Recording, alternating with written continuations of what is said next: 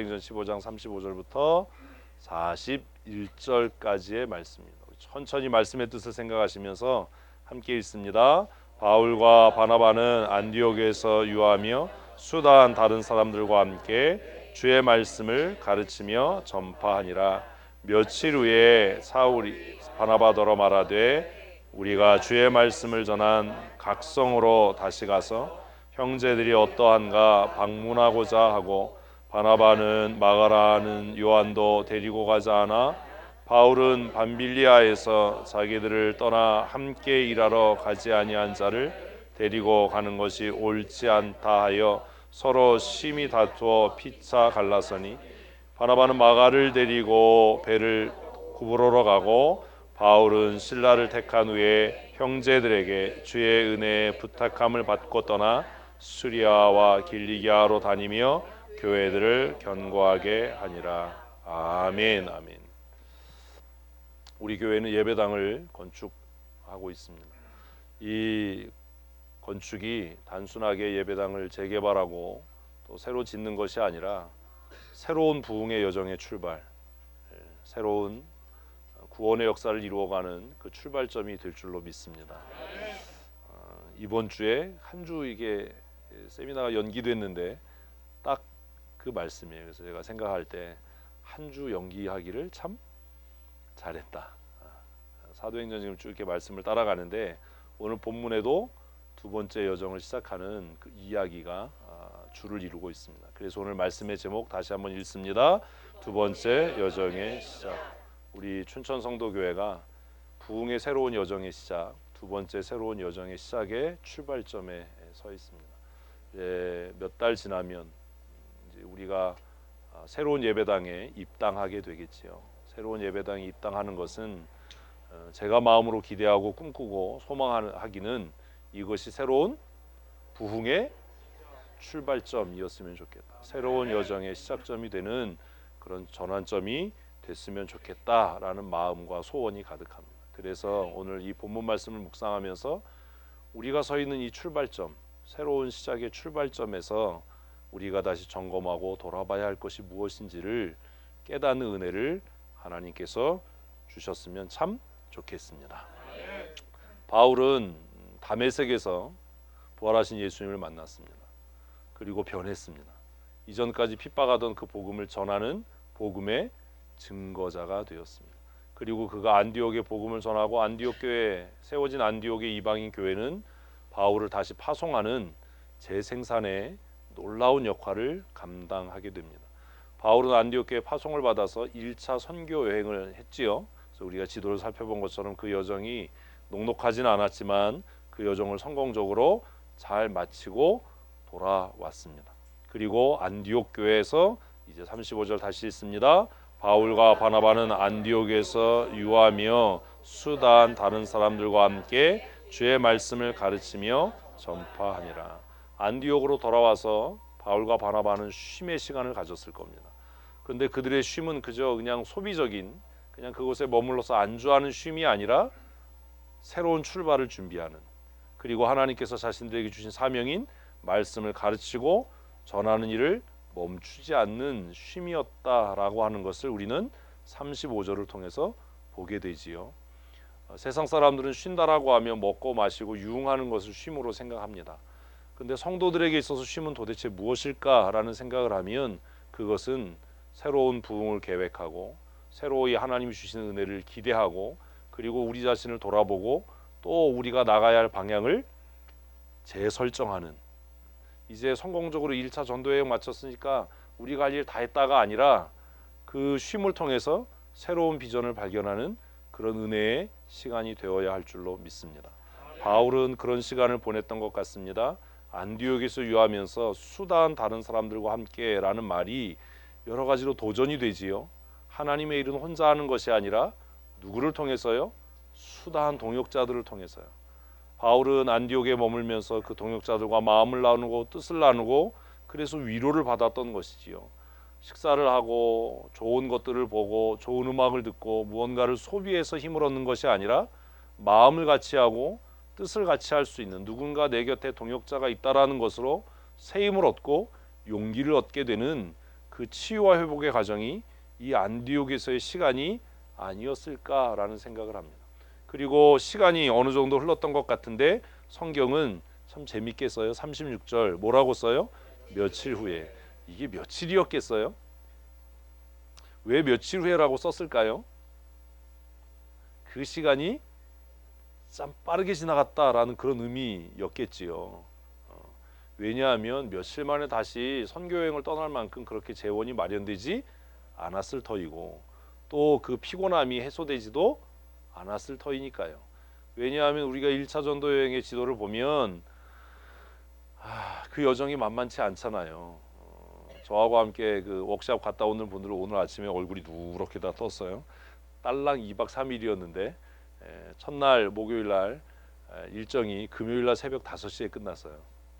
놀래지도 않네요. 새벽 5시까지 놀았냐? 아니에요. 새벽 5시까지 피 튀기게 자아 비판하고 야단 맞고 어떻게 해야 될까? 그 이야기하다가 새벽 5시가 됐어요.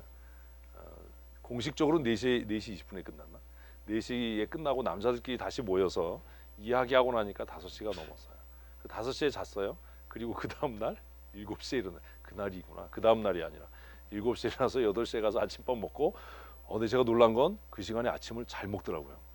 잠을 안 잤는데 한 공기씩 다 아침을 먹고 그날도 하루 종일 방에 앉아서 부흥에 대한 이야기를 했습니다. 성경은 며칠 뒤에라고 이렇게 짧게 기록했지만 이렇게 기록한 이유는 제가 개인적으로 생각하면 그 시간이 너무나 빠르게 지나가는 거죠. 벌써 새벽 4시야가 아니라 그 첫날 정말 시간이 빠르게 지나간 것 같이 나만 생각했네. 진짜 빠르게 지나갔어요. 그렇게 시간이 그렇게 된 줄 몰랐어요. 그냥 한 12시쯤에 끝내야지 그랬는데 이게 하다 보니까 새벽 4시가 됐어요. 새벽 4시가 돼서 다 자야 되는데 또 안 자고 또 앉아가지고 제가 앉아있으니까 또 남자들 다 모여가지고 5시까지 또 이야기를 했어요. 그렇게 시간이 빨리 지난 것을 아마 강조하기 위해서 정말 지긋지긋한 사람하고 있으면 시간이 더디게 가죠. 고통스럽고 즐겁고 행복한 사람하고 있으면 시간이 금방 빨리 지나가죠. 근데 그 새벽 5시가 된 건 아마 즐거웠기 때문이 아니라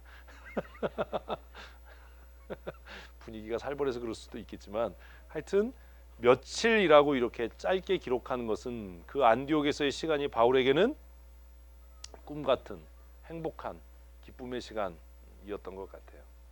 우리의 예배가 남들이 볼 때는 어떻게 그렇게 힘든 시간을 견뎌 생각할지 모르지만 우리에게는 몇 분 안 되는 짧은 동행과 기쁨의 시간이었으면 좋겠습니다. 그럴 수 있어요. 제가 예전에 금남교회 있을 때 성도들이 가끔 그런 얘기했어요. 저녁에 막 11시에 끝났거든요. 저녁 찬양 예배가. 근데 성도들이 앉아서 뭐라 그러냐면 목사님 시간이 벌써 이렇게 됐어요. 이렇게 된 줄 몰랐어요. 그런 말 듣는 게 제일 행복했어요. 금남교회에서의 목회가 행복했던 이유는 뭐 돈을 많이 주고 뭐 이러서가 아니에요. 물론 가을 되면 송이버섯을 입에서 냄새가 나도록 먹고 뭐 이랬지만 여름엔 두릅을 먹다가 내 머리에서 두릅이 뿔처럼 자라겠다고 그래서 행복했던 게 아니라 성도들이 그 예배를 너무 즐거워하고 기뻐하고 저녁에 막 10시 11시까지 성경 공부하고 어떤 때는 11시 50분에 끝난 적도 있는데 새벽부터 나가서 일하시는 분들이잖아요. 농사해야 되니까. 근데 그분들이 뭐라고 이야기하냐면 목사님 시간이 이렇게 된 줄 몰랐어요. 그 얘기 들을 때가 정말 행복했어요. 성도들이 정말 사모함으로 말씀을 듣는 거, 기쁨으로 말씀을 듣는 거, 그리고 그들의 삶이 변해가기 시작했어요. 그게 너무 행복했어요. 그것을 오늘 본문은 뭐라고요? 며칠 후에. 그런데 바울의 위대함은 그 행복함에 빠져 있는 것이 아니라 같이 읽습니다.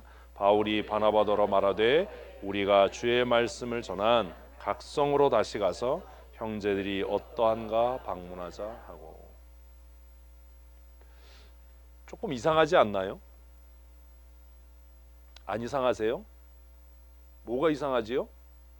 사실 주도권이 바나바에게 있어야 되는 겁니다. 이 이야기는 누구 입에서 나와야 돼요? 바나바의 입에서 나와야 정상입니다. 왜냐하면 바울과 바나바의 신앙의 연조를 봤을 때나 예루살렘 교회가 바울보다 바나바를 더 신뢰했던 배경을 보면 이 이야기는 바울의 입에서가 아니라 바나바의 입에서 나왔어야 더 자연스러운 겁니다. 그런데 누가요? 바울이요. 그래서 이 36절의 둘째 줄을 보면 뭐가 사역의 주도권이 중심이 누구에게로? 바울에게로 넘어가고 있구나. 오래 믿었다고 전부가 아니에요. 내가 목사고 장로라고 해서 사역의 주도권을 줘야 된다 이런 거 없습니다.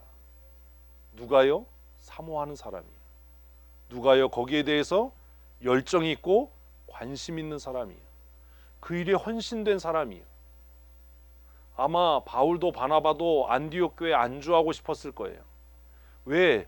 지난 1차 선교여행의 그 험난한 여정, 그곳에서 만났던 박해, 그곳에서 경험했던 반대들, 핍박들을 생각하면 안디옥 교회에서의 그 시간들은 마치 하나님의 나라를 경험하는 것 같은 충분한 위로와 충분한 기쁨이 있는, 떠나고 싶지 않은, 여기에 머물고 싶은 시간 아니었겠습니까?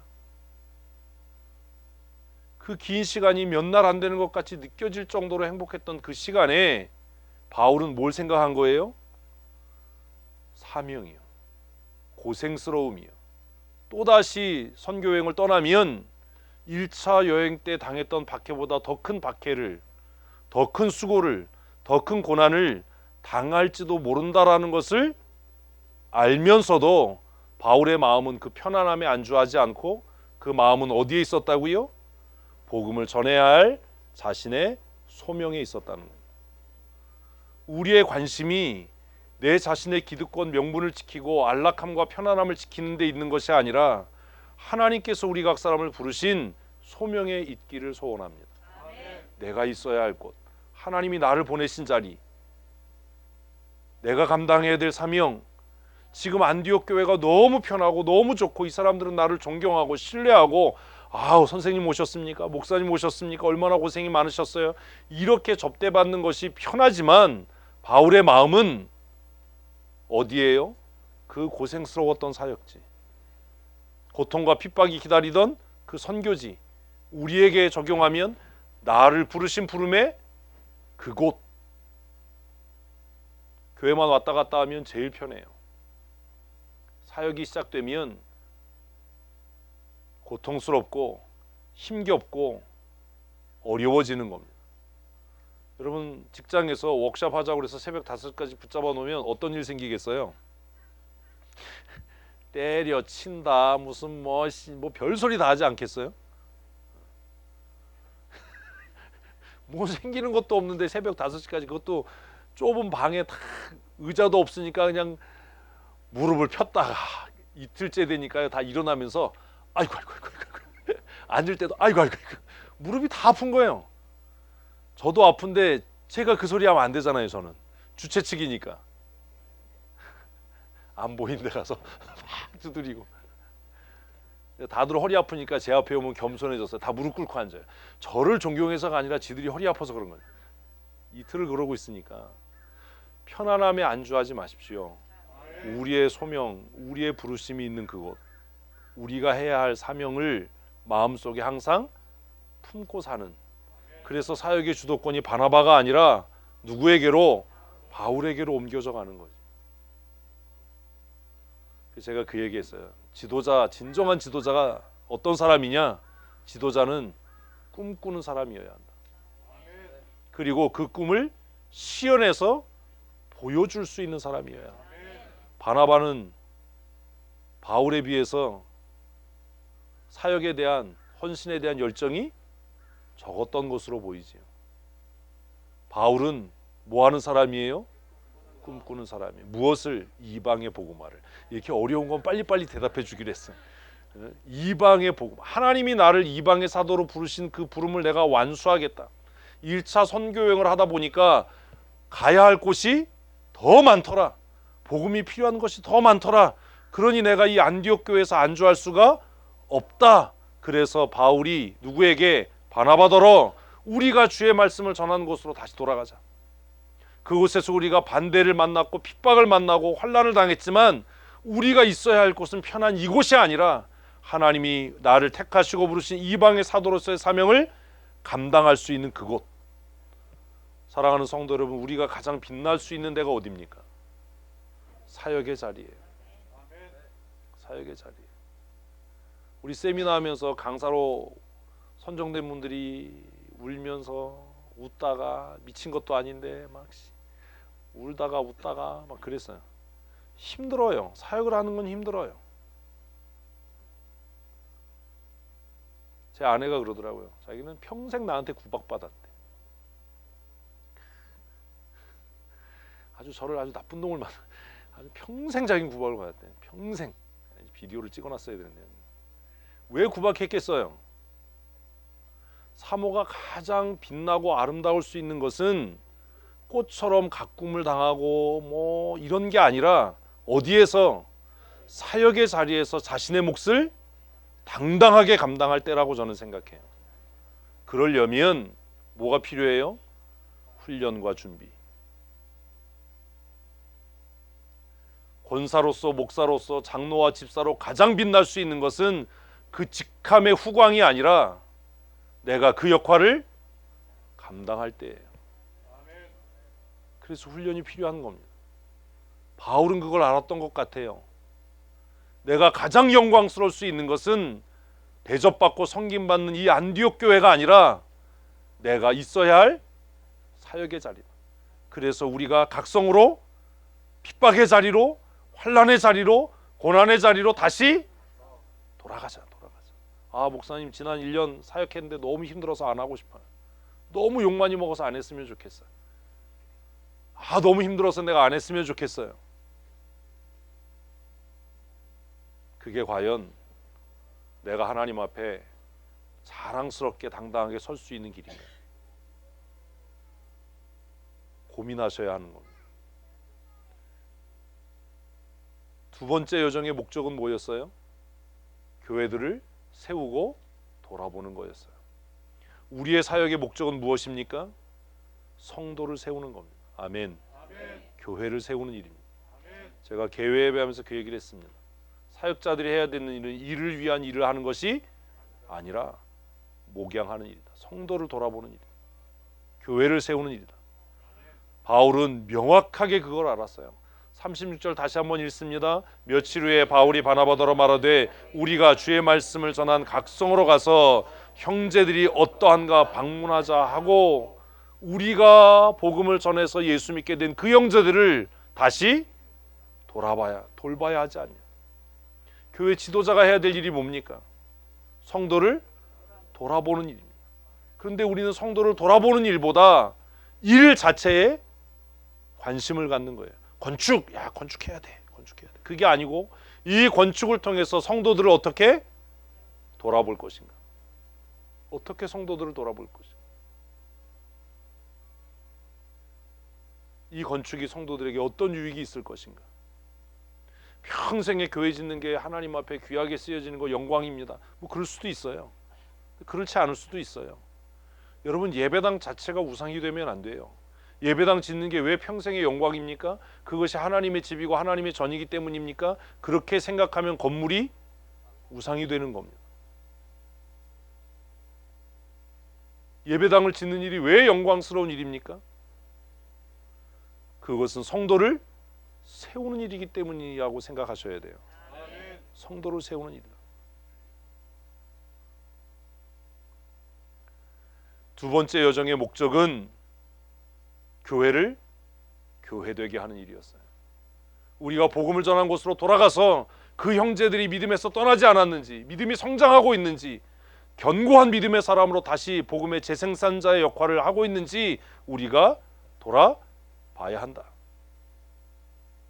이게 새로운 여정의 출발이었습니다. 예배당을 왜 짓습니까? 성도들의 신앙을 더욱 견고하게 하기 위함입니다. 그냥 단순하게 건물을 짓는 게 아닙니다. 다음 세대를 말씀으로 든든하게 세우기 위함입니다. 그게 목적입니다. 예배당 왜 건축합니까? 이제 교회가 세상 속으로 더 강력하게 행진해 나가기 위해서입니다. 그래서 3층과 4층을 일반 분양하는 겁니다. 건물 교회가 다 쓰면 좋지요? 아니요. 왜요? 이 코로나 상황은 목회 생태계를 송두리째 뒤집어 놓고 있어요. 한국교회 역사상 유례가 없는 일들이 생겼어요. 어떤 일이요? 교회가 혐오 대상이 됐어요. 멈춘 게 문제가 아니에요. 교회가 뭐가 됐다고요? 혐오 대상이 됐어요. 예수 안 믿는 사람들이 교회를 어떻게 봐요? 벌레같이 봐요. 아니요. 세균같이 봐요. 세균같이 봐요. 이렇게 우리 모여서 예배하면 불편해하는 거예요. 두려워하는 거예요. 앞으로 이런 일은 더 거세져 갈 겁니다. 그러면 교회는 방어적인 태도를 갖춰야 되냐? 뒤로 물러나야 되냐? 옛날처럼 다시 지하교회, 카타콤이 돼야 되냐? 그거 아닙니다. 교회사를 보면 지금보다 더 공포스러웠던 시대가 있었습니다. 어떤 시대요? 흑사병이 창궐했던 시대가 있었어요. 도시에 많은 사람들이 죽어나갔습니다. 사람들이 두려워서 자신의 가족이 죽으면 시체를 길바닥에 내버렸어요. 길바닥에 버려진 시체는 오염되고 감염된 시체니까 누구도 그 시체를 처리하려고 하지 않았어요. 그러니 그 전염병이 종식될 수가 없지요. 그런데 놀라운 일이 생겼어요. 어떤 일이요? 밤마다 그 시체가 사라지는 거예요. 도대체 누가 이 시체를 갖다가 성 밖으로, 누가 이 시체를 갖다가 처리를 하냐? 사람들이 궁금해지기 시작했어요. 그래서 지켜보기 시작했어요. 날이 저물고 밤이 되니까 검은 옷을 입은 사람들이 나와서 그 시체를 어디론가 끌고 가는 것을 그들은 목격했습니다. 그 사람들이 누굽니까? 지하교회에 숨어있던 예수 믿는 사람들이었어요. 아무도 두려워서 하지 않았던 일. 자기 사랑하는 가족이 죽어도 갖다 내버리는 그런 상황 속에서 자신들이 그렇게 경멸하고 무시하고 학대했던 그 예수쟁이들이 밤에 검은 옷을 입고 나와서 도시를 살리고 도시를 구원하겠다고 그 시체들을 처리하고 도시를 청소하는, 여러분, 그게 기독교 정신이에요. 두려워하고 웅크리고 방어적인 태세를 취하고, 그것이 교회가 할 일이 아니라 이제 교회는 성경의 가르침대로 세상을 향해 행진해 나가야 할 때라고 생각합니다. 그래서 위기는 또 다른 기회인 겁니다. 왜 3층과 4층을 임대하냐고요? 이것이 교회가 효자일동 세상 속으로 강력하게 행진해 나가는 그 첫걸음이 되리라고 저는 믿습니다. 그들이 교회로 올 수 있도록, 우리가 세상 속으로 들어갈 수 있도록. 코로나 상황이 장기화되면서 두려워질 때 우리 예배 멈춥니다, 우리 모이지 않습니다라는 어리석은 방법이 아니라 우리가 이 지역을 방어하고 방역합니다. 우리가 약품으로 이 지역을 소독할 뿐만 아니라 우리가 기도로 방어의 진을 세우고 하나님의 말씀으로 우리가 이것을 이겨서 우리 춘천 성도교회 그늘 밑에 있는 여러분은 안전합니다. 이럴 수 있는 확신이 우리 안에 있어야 되지 않습니까? 출애굽기 말씀처럼 나는 너희를 치료하는 여호와라라고 하나님이 약속하셨으니까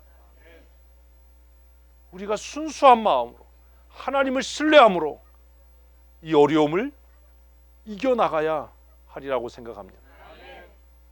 그러다 보면 우리가 불편을 감수해야 될 부분도 있을 겁니다. 3층 4층을 임대하기로 하고 나니까 2층에 교육부서가 다 들어가기에 공간이 부족한 거예요. 3층 4층을 임대하기로 결정하고 나니까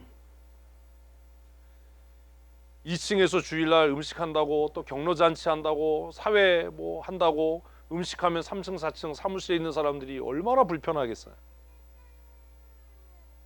그러니 우리가 좀 불편을 감수하더라도 2층에 주방 시설이 들어가지 않는 것이 옳겠다.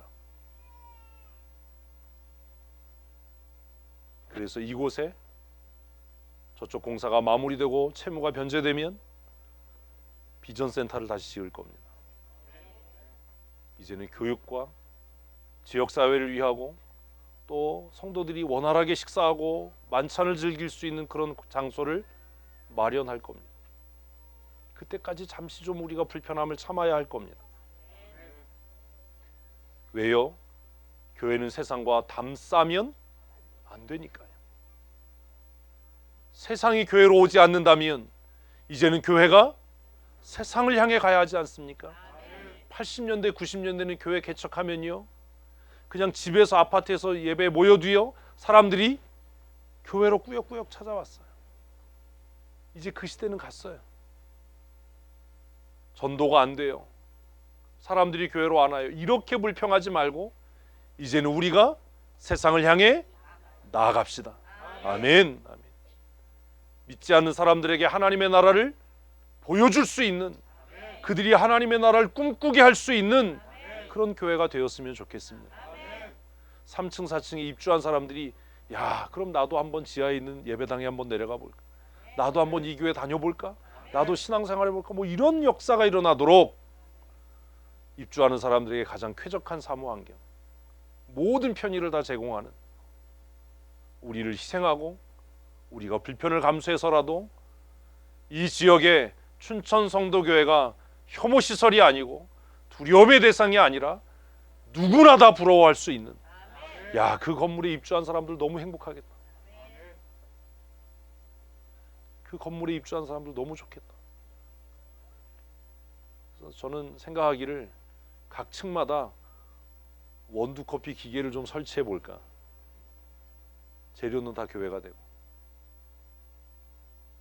일하시는 분들 마음대로 커피 드십시오. 그러다가 원두가 많이 들어가면 1,000원씩은 받아야 되겠죠. 그래서 누구든지 야, 저 건물 비기만 하면 우리가 들어가야지. 저 건물에 임대한 사람들 진짜 복이다. 이럴 수 있는,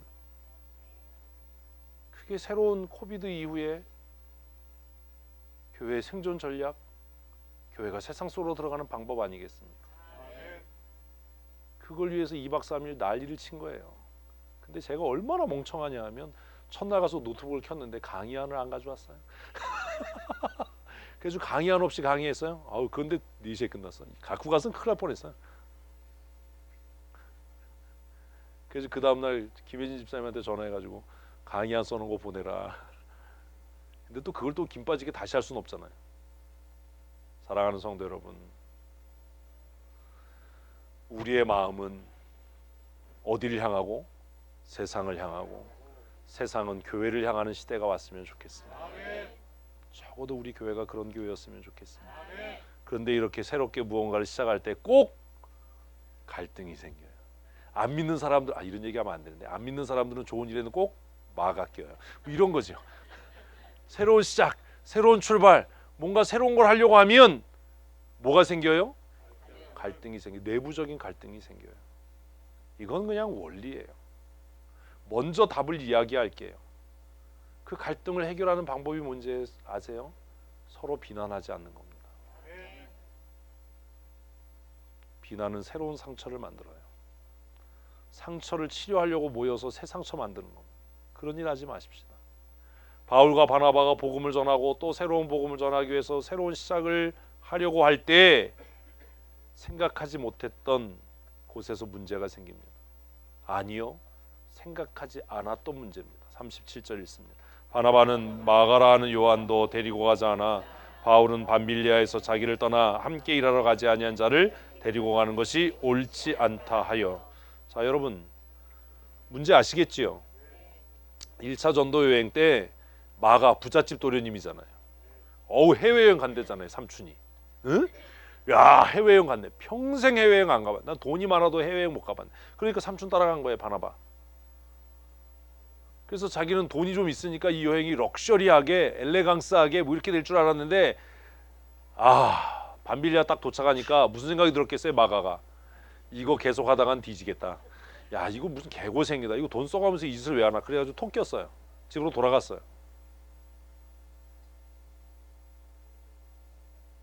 이 사건이 갈등이 될 줄 몰랐죠. 1차 여행이 마쳐졌습니다. 아마 여행 중이었기 때문에, 바울과 바나바가 그렇게 친하지 않았기 때문에 문제가 생겼을 수도 있었을 거예요. 마가가 돌아간 다음에 둘 사이에 보이지 않는 긴장과 갈등이 있었을 겁니다. 근데 그거 서로 불편하니까 말 안 했던 거지요. 그렇게 끝날 줄 알았던 거예요. 근데 2차 전도여행을 가려고 했을 때 왜 바나바는 마가를 데려가려고 했을까요? 아마 마가와 바나바는 긴밀한 관계였으니까 마가가 삼촌 잘못했어요. 그때 제가 돌아서 생각해보니까 너무 철이 없었어요. 이제 내가 많이 성숙해지고 변했으니까 이번에는 복음에 기여할 수 있도록 나를 좀 이런 일이 있었을지도 모르지요. 그런데 그걸 누구는 몰라요? 바울은 몰라요. 왜요? 친하지 않으니까요. 이야기하지 않았을 테니까요. 그래서 바나바는 마가에게 기회를 주고 싶었던 겁니다. 왜요? 바나바가 생각할 때는 이 돈 많은 청년 마가가 변하면 더 강력한 복음의 사역자로 쓰여질 거라고 믿었던 거지요. 왜 그가 복음의 전선에 나서지 않더라도 적어도 복음의 후원자와 협력자로서 돈으로 사역할 수 있는 일을 할 수 있었을 거라고 생각했으니까 마가를 데려가자고 이야기했을 거예요.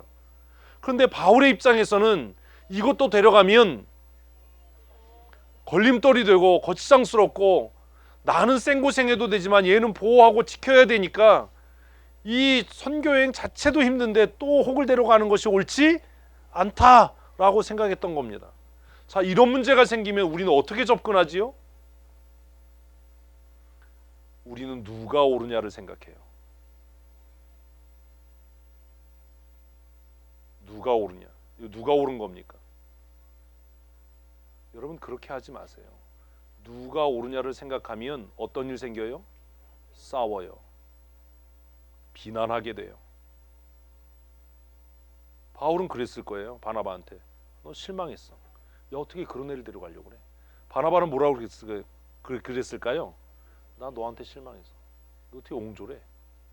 시간이 지났으니까 변했겠지. 갈등의 문제를 해결하려면 옳고 그름의 문제를 생각하지 말아야 합니다. 이거 우리 2박 3일 동안 했거든요. 무엇이 유익이냐. 이분들이 새벽까지 앉아있으면서 영어는 다 침대에 누워있고 무엇이 유익한가. 뭐가 옳으냐 이런 거 따지지 말자. 무엇이 유익한가. 어떻게 교회를 살릴 것인가를 생각해야지. 그 답을 찾아야지요. 이제는 생각을 바꾸셔야 돼요. 제가 그래서 얘기했어요. 2단 빼놓고는 다 수용한다. 잤나봐. 진짜 잤나봐. 눈 뜨고 다 잔 거야? 2단 빼놓고 진리가 아닌 거 빼놓고 다 수용한다. 3층 4층 임대했는데 뭐 나와서 뭐 담배 펴서 담배째를 버려요. 우리가 치우면 돼요. 할렐루야. 그래야지 목사님 왜 임대하자고 그래서 이 새끼들이 건물에서 담배를 피우고 이런 소리 하면 안 돼. 담배 꽁초 주우면서 그렇게 기도해요. 해야 돼요. 담배 피운 놈 새끼 어떤 놈 새끼인지 모르지만 회개해서 예수 믿게 해주세요. 뭐 이런 기도를 해야지. 이건 이래서 안 되고 저건 저래서 안 되고. 예배당 대관합시다 뭐 이런 얘기 나왔는데 예배당 제가 그 직접 물었어요. 예배당 대관하는데 어떤 사람들이 졸업 발표 안 되는데 저희 칵테일이나 샴페인 쓰면 되나요 안 되나요 이러면 안 돼. 이러려면 하지 말아야 돼요. 처음부터. 저도 여름 받을 거예요. 저도 화는 날 거예요. 이제는 옳고 그르냐를 따질 것이 아니라 무엇이 복음을 전한 일에 유익이 되는 것. 어떻게 하는 것이 교회의 부흥을 이룰 수 있는 방법인가? 갈등의 원인이 뭡니까? 이 문제의 갈등의 원인이 뭐예요? 이 문제의 갈등의 원인. 조금 아까 얘기했잖아요. 조금 아까 지금 이걸 무슨 문제로 보지 말자. 옳고 그름의 문제로 보지 말자. 누가 옳아요? 둘 다 옳아요. 예? 자꾸 우리는 그렇게 생각하면 안 돼요. 이게 옳은데 그 네 생각이지. 그 상황 속에 들어가면 내가 그 상황이 없었으니까. 바울이 옳아요? 바나바가 옳아요? 마가가 옳아요? 둘 다 옳아요가 아니에요. 관심을 갖지 마세요. 어? 누가 옳은지에 관심을 갖지 마세요. 누가 옳으냐가 중요한 게 아니에요. 어? 누가 옳으냐가 중요한 게 아니에요. 이제는 생각을 바꾸셔야 돼. 누가 옳으냐? 여러분을 재판장으로 세운 사람 아무도 없어요. 판단은 누가 해요? 하나님이 하실 뿐이에요. 누가 옳으냐? 그게 무슨 의미가 있어요? 첫 번째로 우리가 생각해야 될 건 도대체 이 갈등의 원인이 뭐냐? 이 갈등의 출발점이 뭐냐를 생각해야 돼. 한번 합시다. 모든 문제는 내가 원흉입니다. 그렇게 생각하면 돼요. 다. 우리는 나는 옳고 너는 틀렸어. 우리가 이게 말이 이게 문제인 거예요. 다른 거하고 틀린 거하고를 구분을 못해요. 색깔이 다른 겁니까? 색깔이 틀린 겁니까? 근데 우리는 틀렸다라고 얘기하잖아요. 이 집은 맛이 틀렸어요. 이건 옳고 그름이죠. 이 집은 우리가 기본적으로 알던 수제비 맛하고 달라요 라고 해야 돼. 틀려요 이렇게 얘기하거든요. 갈등의 원인이 뭐예요? 이 문제. 닌자 같아. 가만 마스크 쓰고 닌자 거북이 같아. 갈등의 원인이 뭐예요? 관점의 차이예요. 모든 갈등의 문제는 뭐가 다른 것뿐이에요? 관점이 다른 것뿐이에요. 그러니 이건 옳고 그름의 문제가 아니에요. 머릿속에 확 기억하셔야 돼요. 관점이 다른 것뿐이에요.